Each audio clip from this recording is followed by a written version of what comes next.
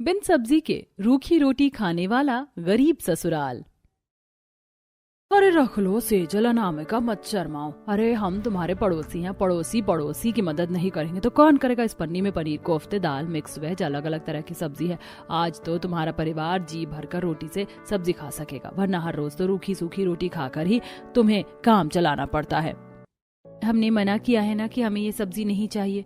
हम गरीब हैं, लेकिन इसका मतलब ये नहीं कि लोगों के जूठन खाकर काम चलाएं।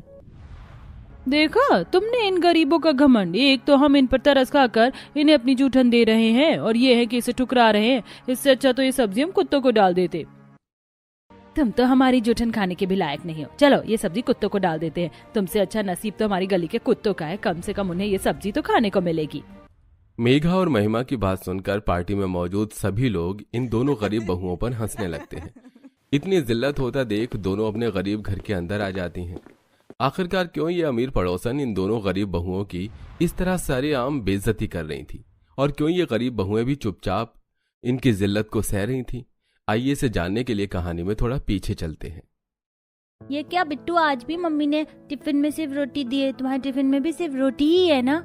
हाँ पिंकी, मैंने माँ से कहा था कि आज वो हमें लंच में सब्जी दे, लेकिन उन्होंने आज भी सिर्फ रोटी दे दी। लगता है आज भी सिर्फ रूखी रोटी खाकर पानी पीना होगा।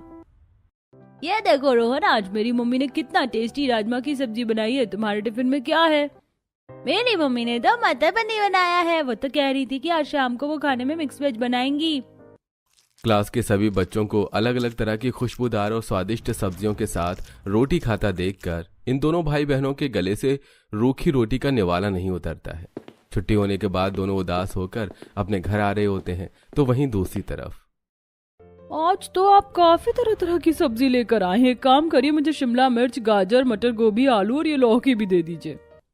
अरे बहन जी, आप दोनों भी आकर सब्जी देख लीजिए। काफी ताजी हरी सब्जी लेकर आया हूँ मैं। अरे भाई साहब, आप किन्हें सब्जी लेने के लिए कह रहे हैं? इन्हें, जिनके घर में मुश्किल से महीने में एक बार दाल आती हो। रोज रूखी रोटी खाते हैं, इतनी गरीबी में जी रहे हैं, लेकिन ये नहीं कि ये दोनों भी कहीं कुछ जाकर काम कर ले। एक तो 2 बार तो मैंने इन्हें अपने घर में साफ सफाई का काम देने के लिए कहा, लेकिन दोनों ने मना कर दिया। पैसे भी नहीं है और अकड़ भी दिखानी है। अपनी आस पड़ोस की औरतों की बात सुनकर बेचारी सेजल और अनामिका को काफी बुरा लगता है कि तभी दोनों बच्चे स्कूल से घर आ जाते हैं। आप हमें रोज रोज रूखी रोटी क्यों दे देती हो? हमसे रूखी रोटी नहीं खाई जाती। क्लास के सभी बच्चे इतनी अच्छी अच्छी सब्जियों के साथ रोटी खाते हैं, और एक हम हैं जो किसी गाय की तरह रूखी रोटी चढ़ाते हैं। अरे बच्चों, वो क्या है ना, आजकल बाजार में सब्जियां अच्छी नहीं आ रही, सब में कीड़े लगे आ रहे हैं। अब कीड़े वाली सब्जी खाओगे तो बीमार पड़ जाओगे ना। जब बाजार में अच्छी सब्जी आएगी तो मैं तुम्हें अच्छी अच्छी सब्जी बनाकर खिलाऊंगी, और कल से मैं तुम्हें रोज पराठा दूंगी। फिर तुम्हें सूखी रोटी नहीं खानी पड़ेगी।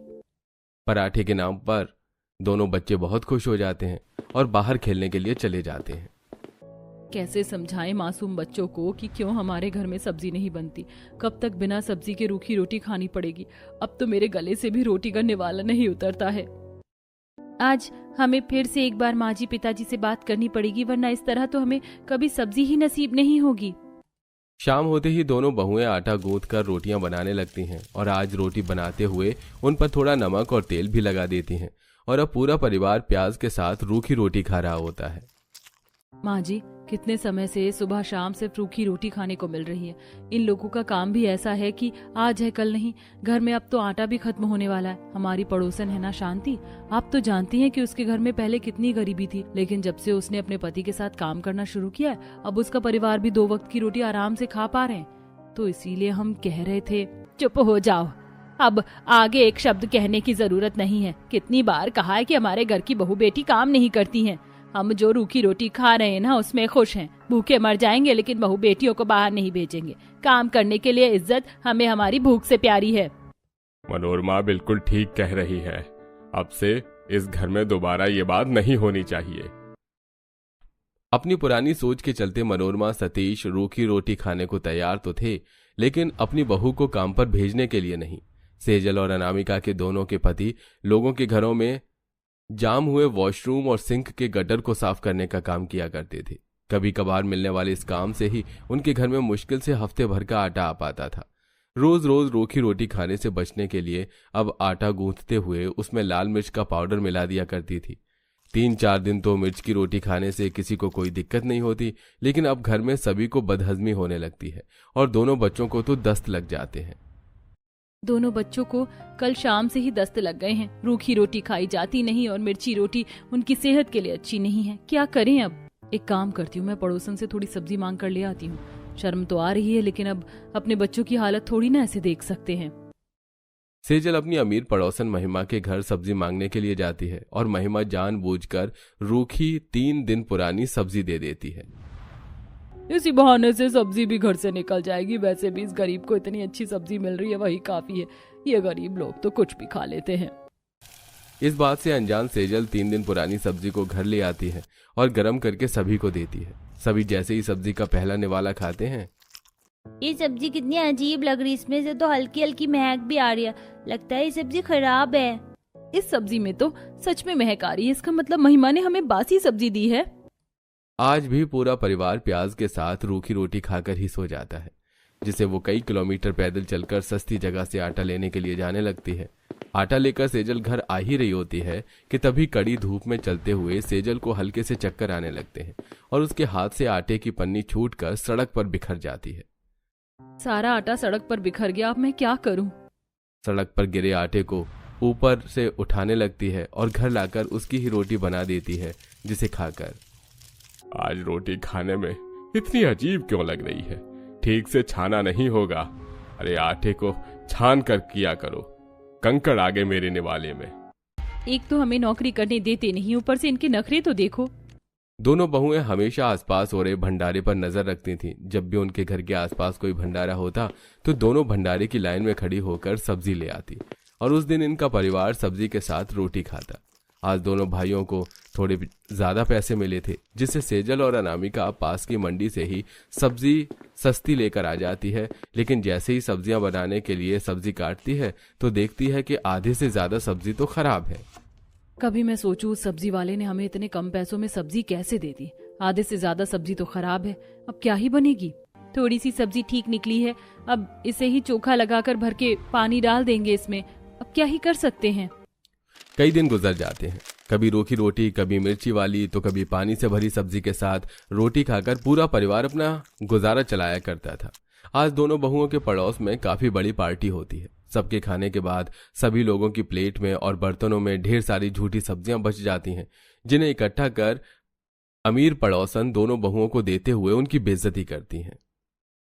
नहीं खानी ना सब्जी तो मत खाओ। तुमसे अच्छा नसीब तो हमारे गली के कुत्तों का है। कम से कम उन्हें ये सब्जी खाने को तो मिलेगी।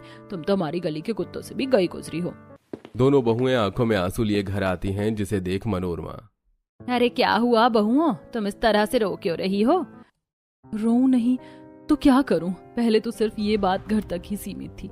एक हम लोग हर रोज सूखी रोटी खाते हैं, लेकिन अब तो आस पड़ोस में भी पता चल गई ये बात। पता है आस पड़ोस के लोग हमारा कितना मजाक उड़ाते हैं। आज तो हमारी पड़ोसन अपना और अपने मेहमानों की झूठी सब्जी दे रही थी हमें खाने के लिए। पता है उसने कितने लोगों के सामने हमारी बेइज्जती की है। आपसे कह कहकर थक गए कि हमें नौकरी करने दीजिए, लेकिन आपकी पुरानी सोच कि घर की बहू बेटी नौकरी नहीं कर सकती। अरे आज के समय लड़का लड़की में कोई भेदभाव नहीं है, सब कदम से कदम मिलाकर चलते हैं। जिस घर में पति पत्नी मिलकर कमाते हैं ना, उसमें गुजारा भी अच्छा होता है और बचत भी काफी अच्छी होती है। लेकिन ये बात आप लोगों के कहाँ समझ में आएगी? माँ, पिताजी, ये बात कब से हमारे दिल में थी, लेकिन आप लोगों के सामने हमें कभी नहीं कही। अरे हमारी तरह और भी गरीब मजदूर आदमी हैं, लेकिन उनकी पत्नी भी नौकरी करती है, इसलिए वो आराम से 2 वक्त की रोटी खा पाते हैं। हम खुद चाहते हैं कि हमारी पत्नी हमारे साथ काम करें, ताकि हम लोग कम से कम 2 वक्त की रोटी के साथ सब्जी तो खा सकें। अब जमाना बदल चुका है और हमें जमाने के साथ बदलना होगा, वरना एक दिन जमाना आगे निकल जाएगा और हम रूखी सूखी रोटी खाकर ही मिट्टी में मिल जाएंगे। अपने बहू और बेटों की बात सुनकर आस पड़ोस में हो रही अपनी बेइज्जती और घर में सबकी हालत को देखकर मनोरमा और सतीश को भी अब अपनी सोच गलत लगने लगती है, जिसके बाद अब वो अपनी सोच बदलकर अपनी दोनों बहुओं को नौकरी करने की इजाजत दे देते हैं। अनामिका और सेजल जल्दी ही बड़ी कोठियों में खाना बनाने और साफ सफाई का काम ढूंढ लेती हैं और अब हर परिवार की तरह इनके परिवार में भी 3 वक्त सब्जी बनती है।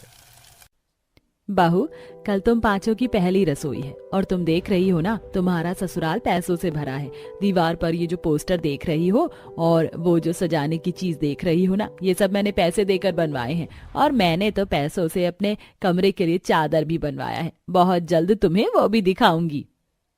माँ जी, माना कि मेरा ससुराल पैसों से भरा है, पर मुझे लगता है कि हर सजावट की चीज पैसों की बनी रहना सही नहीं है। बहू, अभी तुम इस घर में आए हफ्ता भर भी नहीं हुआ है और तुम अपनी सास से जुबान चलाने लगी।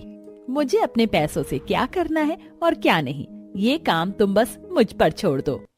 आशा की बातें सुनकर पांचों बहू का मुंह बंद हो जाता है और वो पांचों बहू अपने कमरे में जाने लगती हैं। तो उनकी नजर दीवार पर टंग रही घड़ी पर पड़ती है, जिसका फ्रेम पैसों से बना था। यहाँ तक कि घर के पर्दे भी पैसों से बने थे और घर में कुछ ऐसी महंगी कीमती चीजें थीं जो काफी महंगी थी। ये देख पांच बहू आपस में बातें करती हैं। माँ जी ने पैसों से घर की सजावट के सामान बनवा रखे हैं और इतनी महंगी चीज घर में रखवा रखी है। माँ जी को डर नहीं लगता कि कभी उनके घर में चोरी हो गई या कोई हादसा हो गया तो उन्हें कितने पैसों का नुकसान हो जाएगा। कविता, हमें यहाँ आए अभी एक दिन भी नहीं हुए और माँ जी पिछले 25 सालों से इसी पैसों से भरे घर में ही रह रही है।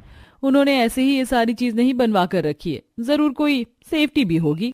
पैसों से भरा ससुराल देखकर पांचों बहू बहुत खुश होती हैं और अगले दिन वो अपनी पहली रसोई करती हैं, जिसमें आशा अपनी 5 बहू को उनकी पहली रसोई की नेक में एक एक को 1 लाख रुपए कैश इनाम देती हैं। ये है तुम्हारी पहली रसोई का इनाम, 1 लाख रुपए। आराम से गिन लेना, 1 रुपए कम नहीं मिलेंगे। माँ जी, इतने पैसे तो हमने कभी सपने में भी नहीं देखे और आपने हमें नेग के तौर पर दे दिए। हम इन्हें कैसे संभाल पाएंगे। बहू, ये तो बस अभी शुरुआत है। मेरे जाने के बाद तुम पांचों को ही तो अपने पैसे से भरे ससुराल को संभालना है। अब जाओ, इन पैसों को अपने कमरे में संभाल के रख लेना। अपनी पहली रसोई का नेक लेकर पांचों बहू अपने कमरे में चली जाती हैं। इसी तरह कुछ महीने गुजर जाते हैं और एक दिन जब पांचों बहू घर में काम कर रही होती हैं तो गलती से बबीता से एक काफी महंगा शोपीस गिर जाता है और वो टूट जाता है। हे भगवान, तुम पांचों ने इतना महंगा शोपीस तोड़ दिया। जानती भी हो ये मैंने चीन से मंगवाया था पूरे 1 करोड़ का। पर माँ जी, मैंने तो सुना है चीन की हर चीज डुप्लीकेट होती है।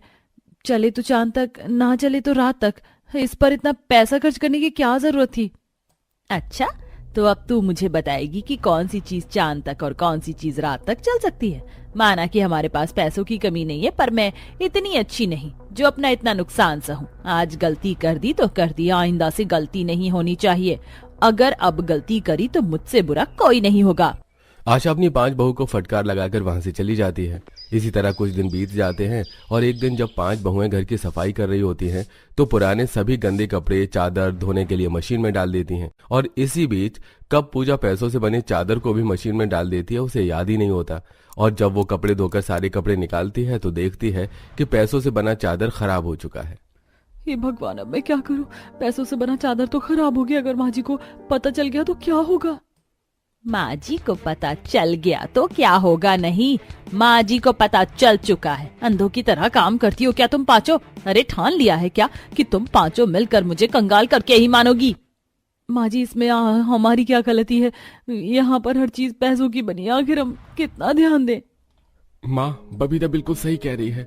हम इतनी मेहनत से पैसे कमाते हैं और आप हैं कि इसको सही जगह इन्वेस्ट न करके घर में सजावट की चीज चादर पर्दा बनवाने में लगी पड़ी हो। ऐसे तो पैसों का नुकसान ही होना है। वाह बेटा, वो शादी होते ही माँ का पल्लू छोड़ बीवी का पल्लू पकड़ लिया। आशा अपने बेटे से नाराज होकर वहां से चली जाती है। इसी तरह एक हफ्ता बीत जाता है और आशा की नाराजगी खत्म नहीं होती। और जब आशा को यह पता चलता है कि उसके 5 बहू गर्भवती हैं और उनका 4था महीना लग चुका है तो उसकी सारी नाराजगी भी खत्म हो जाती है और वो खुद अपनी बहू के लिए एवोकाडो और ड्रैगन फ्रूट्स जैसे महंगे फल लेकर आती है। ये देखो बहू, मैं तुम पांचों के लिए ये कुछ फल लेकर आई हूँ। अब तुम्हें अपना और होने वाले बच्चों का खास ख्याल रखना है। अब तुम्हें घर का कोई काम नहीं करना। अब चुपचाप से ये फल खाओ। पर माँ जी, इन सब की क्या जरूरत थी। अरे ऐसे कैसे जरूरत नहीं थी। मेरी 5 बहू गर्भवती हैं। अगर मैं अपनी बहू का ख्याल नहीं रखूंगी तो और कौन रखेगा। इस तरह आशा अपनी सारी नाराजगी भूल जाती है और अब अपनी बहू को डांटने के बदले उनकी फिक्र करती है और अपने हाथों से उन्हें खाना खिलाती है। अपनी सास का इतना प्यार देखकर 5 बहू बहुत खुश होती हैं। इसी तरह देखते ही देखते आशा की 5 बहू का 7वां महीना लग जाता है। विनोद, सूरज, मेरी पांचों बहू का 7वां महीना लग चुका है और मैंने सोच लिया है कि आने वाले 2 दिनों में मैं अपनी बहू की गोद भराई करवाऊंगी, इसलिए तुम कुछ भिखारी को और गरीबों को घर के बाहर बुला लेना। मुझे उन्हें कुछ पैसे दान करने और गोद भराई की रस्म के लिए घर की सजावट और सभी रिश्तेदारों को निमंत्रण कार्ड भेज दो। ठीक है माँ, आपका काम हो जाएगा। माँ जी, हमने कभी सपने में भी नहीं सोचा था कि हम पैसों से भरा ससुराल हमें मिलेगा जहाँ हमारी गोद भराई होगी। आप दुनिया की सबसे अच्छी सास हैं, पर मुझे लगता है कि ये फिजूल खर्ची आपको थोड़ा पैसों को बचाना चाहिए। माँ जी, खुले हाथों से उड़ाना नहीं चाहिए। बहू, तुम पांचों गर्भवती हो, इसलिए मैं तुम्हें अब डांटती नहीं, वरना तुम्हारी इस बात का जवाब भी मैं दे देती तुम्हें अच्छे से। तुम पांचों गर्भवती हो, बहुत जल्द इस घर में बच्चों की किलकारी गूंजेगी और तुम कह रही हो कि मैं पैसे देखूं। आशा अपनी बहू की एक नहीं सुनती और वहां से चली जाती है। देखते ही देखते 2 दिन बीत जाते हैं और गोद भराई का दिन नजदीक आ जाता है। और गोद भराई वाले दिन आशा अपनी 5 बहू के लिए डायमंड का हार और 1 लाख रुपए की ड्रेस लाती है और घर आए मेहमानों के सामने नोटों की गड्डियों से अपनी 5 बहू की सबसे पहले नजर उतारती है और 1-1 लाख रुपए गरीबों को दान कर देती है। तुम गरीब लोग भी क्या याद रखोगे? तुम्हें दान में किसी ने 1 लाख रुपए दिए, अब जाकर अपनी गरीबी खत्म करो और ऐश करो। माँ, मुझे लगता है कि आपको ज्यादा ही खर्च कर रही हो, ऐसे तो हम रोड पर आ जाएंगे। क्यों बेटा, क्या तुम कमाते नहीं हो? अपनी माँ की ये बात सुनकर आशा के 5 बेटे चुप हो जाते हैं, जिसके बाद गोद भराई की रस्म शुरू होती है और आशा घर आए सभी मेहमानों के हाथों में 50,000 रुपए देती है। और जो कोई भी गोद भराई की रस्म करता है और बहू के गोद में नारियल गहने फल देता है, उसके साथ 50,000 भी देती हैं। मानना पड़ेगा बहन, पैसे की कमी नहीं है सच में तुम्हारे पास। हम तो शादी में भी पैसे खर्च करने में सोचते हैं और तुमने अपनी बहू की गोद भराई में करोड़ों रुपए खर्च कर दिए। बहन, ये कंजूस गरीब करते हैं, अमीर नहीं, और मैं नहीं चाहती कि मेरी बहू की गोद भराई में कोई भी कमी हो। मेरी बहू को 1000-2000 दे, इसलिए मैंने तुम लोगों को इतने पैसे दिए और अभी तो मुझे भिखारी में भी 1000 रुपए देने हैं और कुछ सोना भी दान में देना है। इतना बोलकर आशा घर के बाहर जाती है जहां भिखारी की लाइन लगी होती है और अब आशा सभी भिखारी को 1000 रुपए के साथ कुछ सोना दान में देती है। इसी तरह समय गुजरता है और अब धीरे धीरे आशा के 5 बेटों का बिजनेस घाटे में जाने लगता है। और एक दिन, माँ, हमारा बिजनेस लॉस में जा रहा है। हमने आपको जितनी भी सेविंग्स और पैसे दिए थे, आप हमें वो सब दे दो ताकि हम अपने बिजनेस को बचा सकें। पर बेटा, घर में तो अब 1 रुपए नहीं बचे हैं।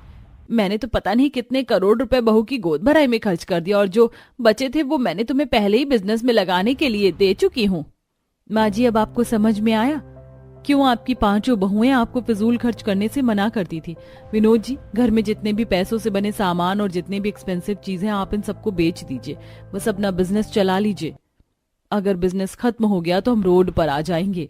उस दिन आशा को अपनी गलती का एहसास होता है और वो हाथ पे हाथ धरी बैठी रह जाती है। पर 5 बहू अपनी समझदारी और सूझबूझ से इस समस्या का हल निकाल लेती हैं और घर में रखी सारी महंगी चीज और पैसे से बनी चीजों को अपने बिजनेस में लगाती हैं, जिस वजह से एक बार फिर उनके बिजनेस की हालत ठीक हो जाती है। और अब आशा फिर कभी भी शो ऑफ नहीं करती और ना ही फिजूल